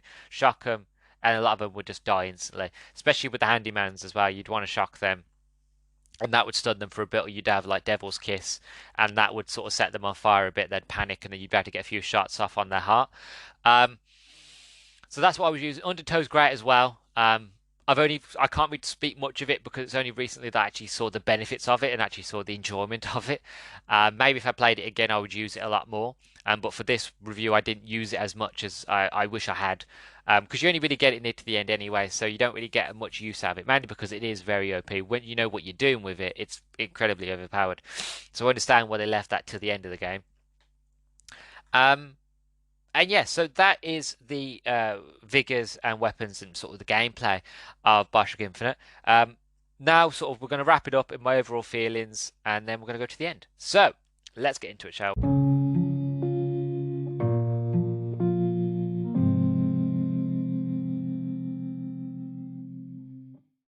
So here we are at my overall thoughts and feelings on Bioshock Infinite. Overall, I feel like this game, in all fairness, was badly judged. I understand that now going through playing the game again and going through this review, and as I've gone on, you've probably noticed as I've done this review, and as it tends to happen when you do reviews and you look more closely into certain things, especially how I did this review, how I recorded each segment per day. So I do one segment each day. So each time I would do a segment, I would actually sit and reflect. That's how much this game has really made me sort of sit and thinking how intimidating this game has been for me. Not just because I want it to be as perfect as possible and as good as I can make it to be, but also the fact of because how sort of not convoluted, that's the wrong word, but how intimidating this world is, and how much there is and how many layers and how much detail is in this game, that you tend to sort of sit, and when you get to key points, especially in any review, you tend to sit and think of like, now I understand why this, and I understand that, I understand why people didn't like this. So now coming to the end and actually doing sort of my overall thoughts, it's changed a lot since when I did the introduction. For you, it was just a few minutes to an hour, but for me, it was over a few days. You know, and my overall feelings are that I can understand that people didn't enjoy it because it wasn't what Bioshock was. Bioshock One came out, it blew everybody away. It did something completely different. It did something that no one had seen ever before.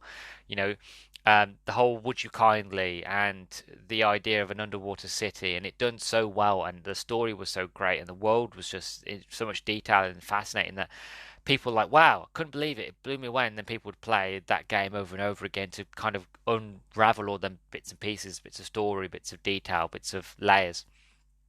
And then Bioshock 2 came out, which was done by a different studio. And again, in my opinion, Bioshock 2, I'd rather play that over Bioshock 1. I won't go into full details. If you want to know as to why I say that, please do go check out my Bioshock 1 and 2 review if you haven't yet. Um, but again, it was the same with Bioshock 2. That game, it came out and it wasn't what like it changed things in Bioshock from Bioshock 1. I would say it improved things, but it changed things so much that a lot of people were like, well, this wasn't or isn't the Bioshock that I know. It's different. I don't like it. But again, as time's gone on, people have come back to it and actually gone, you know what? I've judged it unfairly. You know what I mean? And I feel like that's kind of the same what's happened with Bioshock Infinite is the fact of it came out, it's not Rapture, they've changed things, it's not the same, I don't like it, ooh, blah blah blah blah. It's the same for everything. Whenever things come out, you don't like it, what's done, not how you would have liked it or how you would have done it. As I mentioned in the introduction, um, we can destroy things ourselves as humans. We can destroy things that we don't like, mainly because we weren't involved. If something isn't the way that we wanted it, we will not like it. That's not for every human, that's not for everything, but for a majority of the time, it's the fact of, well, a lot of people don't want to just enjoy something for what it is. They'd rather just have it for what they would like it to be. And because it isn't what they want it to be, it's trash. You know what I mean? And that's a bummer, and that really sort of limits the amount of things that you can actually enjoy, not just in gaming, but in life and in movies and TV shows and all that jazz. So I feel like I can understand where people are coming from, but in my opinion, this game does everything that a Bioshock game would do. It feels incredibly Bioshocky to me. When you break it down, when you actually look at the presentation and you look at how they built their world, how they built their leaders, how they build themes and ideas and concepts behind that, you know, same with Bioshock One. Like again, I don't like getting into the politics of it, but in Bioshock One and even in Two, Bioshock One, you had sort of the idea of Rapture, this whole idea of Anne Rind, her books, and the sweat of a brow, and that you can build it if you can dream it, and that this is a utopia, and that utopia, there's no sort of, the hand of regulation. If you can do it, you can do it. If you have the means to do it, you should do it because that is your right as a person. Um, Bioshock 2 was very much the fact of cultism, of religious zealots, of going too far with an ideal and leading people in sort of a cult sort of way. Um, Again, the theme was built around the world, but by this stage it made sense for Rapture that this world would change to that when everybody, those that were left after the events of before the events of the game and during the events of the game, those people that are left were looking for some sort of way of redemption, some sort of way of a new thing to follow because they were just sort of lifeless husks walking around a dead city that they couldn't leave. Um, then sort of Sophia Lamb comes in and sort of brings in that whole sort of idea that we are a family, we are together, and then that breeds that, and then that makes sense for that world. Same thing with Bioshock Infinite. They brought the story around the theme of sort of American exceptionalism, religious ultralism and religious zealotism and patriarchy and all that jazz. They built it around that, and the presentation just speaks loudly for what this place is. Even if you take the gameplay out, if this was just like a walk-in sim that you had to walk through Colombia, and as you walk through Colombia, you slowly start to see behind the facade and see what this place actually is, you would then see how bad and how negative and how cruel and evil this place actually is. How the idea of heaven is not true, it is Eden. It's not an Eden, it is a sort of hellscape that's been styled to look like Eden. You know, and again, that's a very Bioshock thing to do. Because again, you get it in the first Bioshock game, so you see Rapture, it's a utopia, it's gorgeous, it's wonderful. It's not until you get into the city that you just see how bad actually this place actually is, and you slowly start to unspool the sort of yarn of what actually happened here. So presentation, it works fantastically. Music, again, music works fantastically. It works just as well for the narrative, but also for the set that you're in. As I mentioned, You have the music that changes all the time. If you go to different dimensions, different timelines, you'll have different types of music. The music changes as the story changes. So when you first get to Colombia, it's very godly like, very religious, very sort of ha ha ha, you angels. And as you go on, it gets very dark and very somber and very sort of cruel. And that's because the narrative is, you're now seeing more of what Colombia has to offer than just what it shows on the surface. So that changes. Then you get the tears as well. And like I said, different dimensions, different music. You can hear music from the future. You can hear music that shouldn't even exist yet, but does, because this place is odd. It's different and it all works perfectly. Again, you had that in Bioshock 1 and 2. It's no different, you know. Going on to sort of the possibilities with combat as well, the different types of ways, the new vigors and the new weapons that you get, and the way you can traverse things using the skyhooks. I mentioned it briefly. I know I was going to do a special mentions on it, but I've changed my mind again.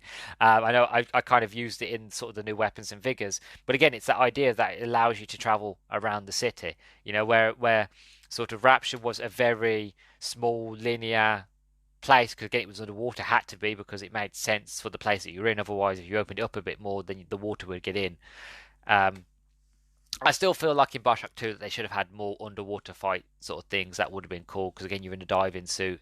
It makes kind of sense. But again, I'm not here to talk about Bioshock 2. I'm here to talk about Bioshock Infinite. But even so, uh, Bioshock Infinite allows you, with the sort of the skylines, to allow you to, that new way of traveling. So again, it improves the sort of gameplay. It does something new that the other Bioshocks didn't do. But again, it's still at home in the Bioshock world. And again, in Burial at Sea, you do end up using sort of the skylines a bit. You know. So again, they managed to tie them in perfectly, and it all sort of works fine with each other. Then again, you have Elizabeth, who's a fantastic companion. Granted, you didn't have a companion in Bioshock 1 and 2, that's a new thing, but still, she belongs in this world. And again, not for any spoilers, but when you get to sort of halfway through to the middle to the end of this story, and then you play Burial at Sea, and then it all starts to come together, then you're like, ah, this is a Bioshock game. It makes sense. I can't go into details about that. About like, if I when I get around to do Burial at Sea, um, I'm just gonna have to say right at the beginning, it's a huge spoiler warning, because if you haven't played Bioshock 1, 2, or if you haven't played Bioshock Infinite, then don't listen to my Burial at Sea review, because it's complete. That whole story DLC, part 1 and part 2, are just blatant, huge spoilers. Fantastic in terms of narrative and story, some of the best Bioshock you'll be able to get your hands on, apart from playing the first few Bioshock games. But definitely spoilers. So when I get around to that, I'm going to have to put a spoiler warning up for that. But as I was saying, there's so much in this game that's different, but also is very recognizable. It's like putting on an old coat. It's like, yes, it's different, but it feels at home. It still feels like Bioshock. It still feels like, the essence of Rapture is here, that the essence of the people that are here. Because again, when you get to Rapture, this civil war has already happened, so you've missed it. When you get to Colombia, the civil war is just starting, and you get to see what the people went through and why they fought for what they fought for. Unlike in Rapture, again, unless you've read the prequel book, you can only really see through the sort of the level design of what people went through, and only through listening to to the audio logs, and listening to the sort of voxophones here in Bioshock Infinite, and you looking at sort of what characters tell you and show you. That way, you can kind of get an idea of what went down in Rapture, but you don't actually get to see it. Whereas here in Infinite, you get to see it, but it's still, again, it's still in the same vein. It's that same feeling of each other. Kevin Levine, the reason him and the team didn't do Bioshock 2 is because they didn't want to retread their steps. For their minds and their ideas, it was like, we've already told the story we want to tell in terms of Bioshock and Rapture. They've case closed. They did a start, middle, and end, and that's it. They managed to do another story out of Rapture, but I would say again, after Bioshock 2, that's it. All the stories of Rapture have been told. There's no much more to tell, which there isn't. Again, all of the sort of prelude was done in the book. The events afterwards were done in Bioshock 1, and the events after that were done in Bioshock 2, and that's it. The city's dead. It's flooded. Mostly it's flooded, and the rest of it has been destroyed. You know what I mean? So there's nothing more to be said in terms of Rapture, especially when you get to the sort of, Yeah. Anyway, I'm not going to get into that bit. I was almost in a spoiler, but I pulled myself back. But the point is I'm trying to make is the fact of everything is there where it feels homely. And again, I feel the same sentiment that I came to at the end of when I was wrapping up my Bioshock 2 review was the fact of you should try to enjoy it for what it is, not for you want it to be. If you can do that, you'll find a lot more enjoyment out of life and out of things. And that is how I feel again with this game. Is the fact of don't judge it because it's not what you want it to be. Don't judge it because it's not Bioshock 1 or Bioshock 2. Yes, the vigors are not longer plasmids, but they do the same thing, and you can still do the whole 1-2 punch. Shock, shock, skyhook. And kill them that way. And also, you have executions in this one, so you can do really cool executions on enemies with your skyhook. You can break people's necks and chainsaw them in the face. It's fantastic. So there's new things there. There's new things to enjoy, new things to discover. And I'm sure if I ever get around to playing this game again, I'm going to find new things, new bits of detail, new bits of story that I didn't notice before. As I mentioned earlier in this review, that I had moments of sort of where I understood who Comstock and Booker are. Like, I haven't really spoke about that, mainly because it is very spoiler and very story heavy. But multiple times I played it, it's only until recently that I managed to sit there and go, oh, I understand their connection now. I understand who they are and why they sort of matter in terms of the story and why they matter in terms of Elizabeth. It all sort of connects now. The reason it didn't connect before because there was so much to focus on that I wasn't focusing on that point. Whereas for the review, I wanted to focus on the story and just the story. And for that, I noticed a lot more in terms of the story, in terms of detail, in terms of Elizabeth and all that jazz, and how she is a companion and how she interacts with the world and that sort of thing, that I managed to see new details that I didn't see all the times I played it before. And that, for me, is a fantastic game because it breeds replayability. It breeds the sort of the reason and essence to go back and replay things. Yes, there are choice and consequences in this game. Yes, they don't really make a difference to the overall story. They're just sort of there. But even so, it's not for this game. It's not about the choice and consequences. It's living through a story from start to finish. Yes, it might be a bit convoluted. Yes, it might be a bit confusing, a bit crazy, and yes, there might be too much detail than there needs to be. In terms of all the things, all the different sort of themes and things they want to deal with. Yes, there is a lot there, but again, I'll come back to it. That just breeds, for me anyway, a reason to go back and replay it because I'm going to find something different. I know I'm going to play the same game, but I'm going to have a different experience each time because I'm going to focus on something different and I'm going to notice more.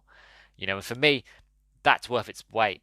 That's worth the money to play it and to rebuy it and to buy it for Xbox 360, to rebuy it for the remastered version for the Xbox, Xbox One.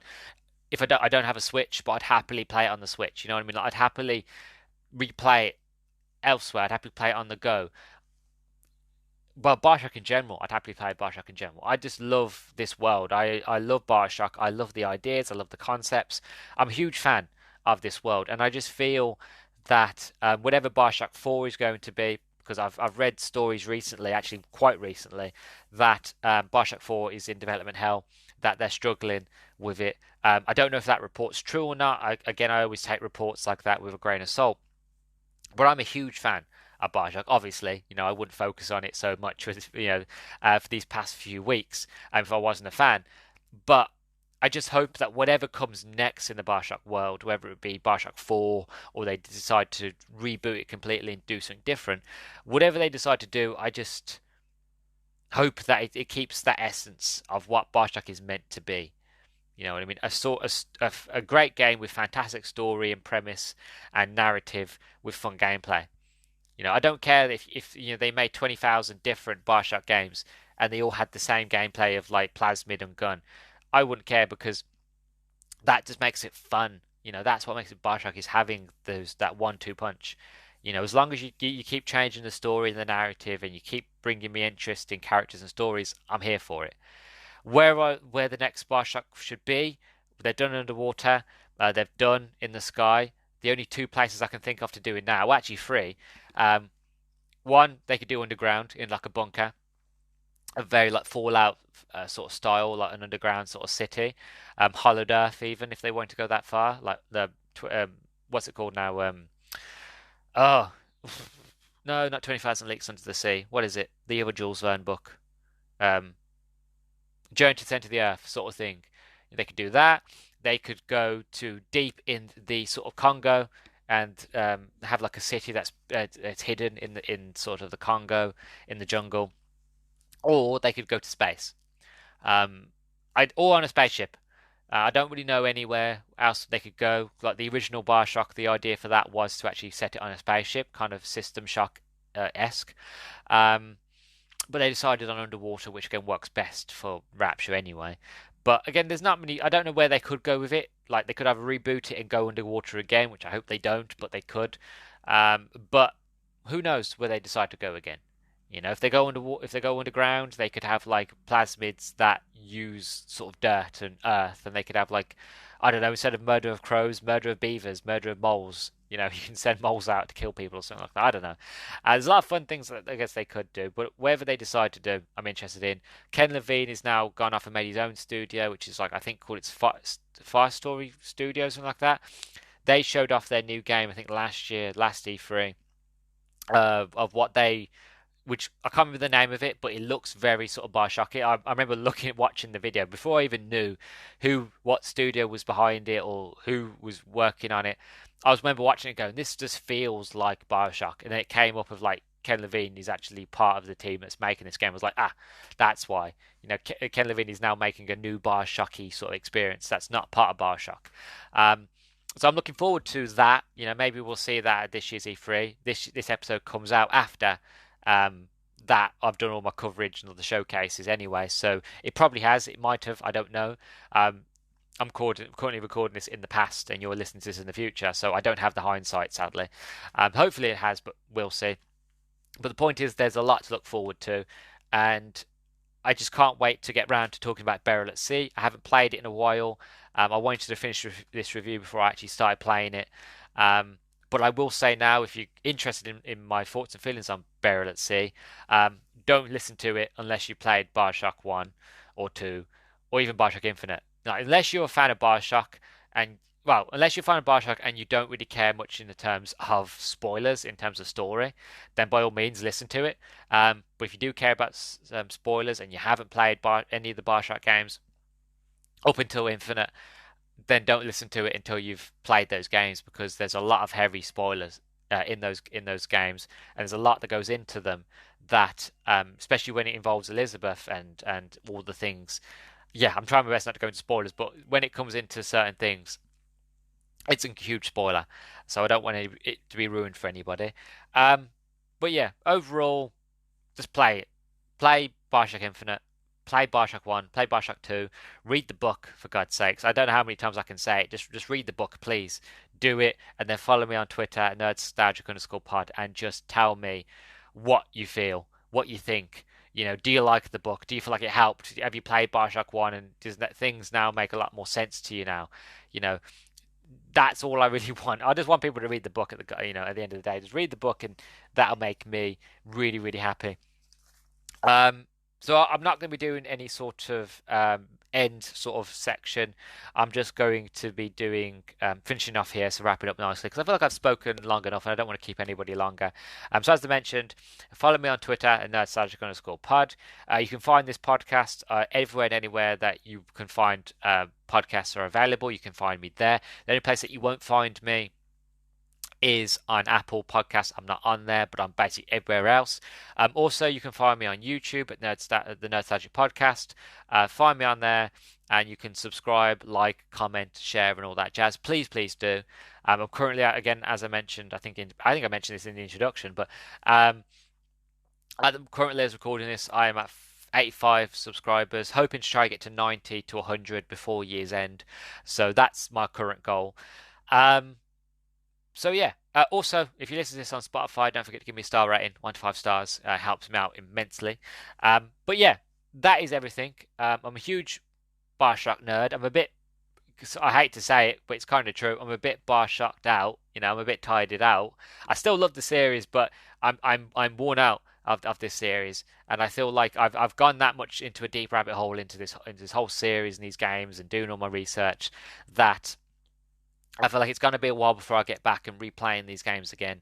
I say that now. Most likely, it'll be this time next year that I get back into playing them because I always play them once a year.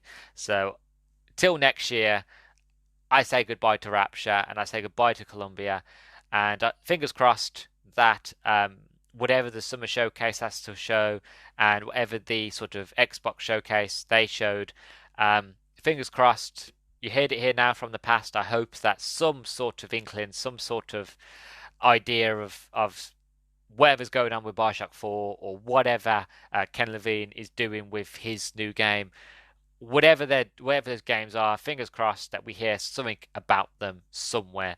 So that's my hope. That's my prediction. Obviously, I'm going to find out if I was right or wrong in the future. We'll see. But until then, I'm going to say thank you very, very much for listening to not just this episode, but all the other Bioshock episodes that I've done. It's been a passion, it's been a labour of love, a true passion. I love this series to death. I know I am waffling here. I just want to say thank you for sticking with it and for listening to the end of this one. I know this episode might have been a bit manic and a bit crazy. But I do sort of really appreciate if you've stuck to the end. It really does mean a lot to me. And yeah, thank you very, very much for listening. I love you all. You've been listening to the Nerdstalgic podcast. I've been your host, Luke, and I'll catch you in the next one.